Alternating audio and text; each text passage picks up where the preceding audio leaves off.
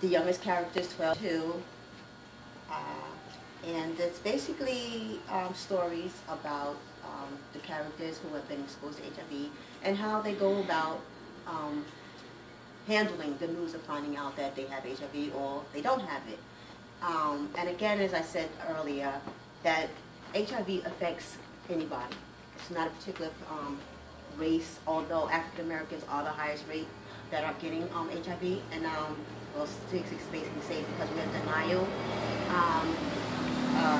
But I think that that's one of the reasons why we need to educate ourselves, and we need to not be afraid to know what our status is, because we need to know what our status is. Because once we know, then we can stop it.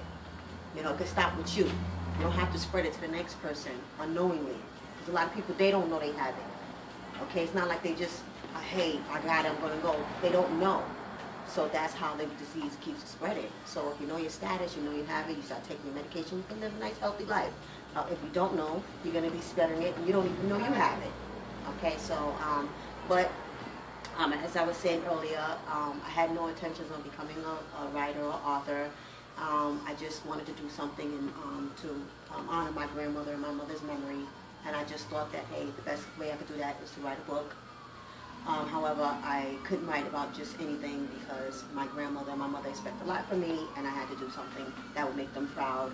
And I work with this population, and I mean, they're my family. You know, I love everybody. I love everybody, so it doesn't really matter. But you know, I really love doing something for my clients, so that I work with.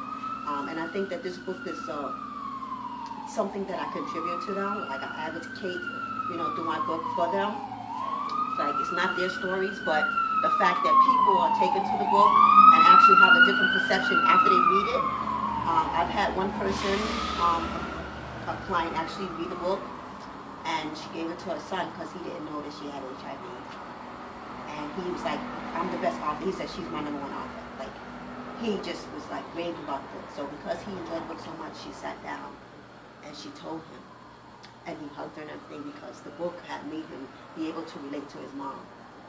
So I think that the book is really, so I'm getting emotional, but just when she told me that, it made me feel really good. Because that's what I wanted. I wanted people to be able, if they have it, give it to the book to somebody, let them read it and find out what their response is. And then this way you'll know if you should be able to come out and tell them, So it's been working. It's been doing an excellent job. It's getting out there. People love it. And what I did say earlier is please do not leave the book laying around before you read it. If you put this book down and someone else picks it up, you won't see the book again. I'm not kidding you. I'm dead serious. I've had people that had to buy a second and third copy because they did what I told them not to do. They left it down in their house. Somebody came over, visited them one day, picked it up. Next thing you know, their book is gone, and they're like, hey, you took my book. Oh, yeah, girl, man, it's so good, blah, blah, blah. And they're like, well, I didn't even get to read it. Well, you don't have to wait now. And then when they're still trying to find it, they're going to pass it to this one, this one, this one. And they're like, I need another book because I'm never going to get my book again. So, basically, it's a really good self-help book, I think. People who actually have HIV, they're enjoying it. Like I said, I really wrote it with my clients. I wanted to do something positive, kind of like speak on their behalf. They love it, and once they told me it was a great book, they love it, and they're raving about it. I said I did my job, because these people are living with HIV. If they enjoy the book, I've done my job. So, I did read a chapter. Can I read another one? If y'all mind if I read it?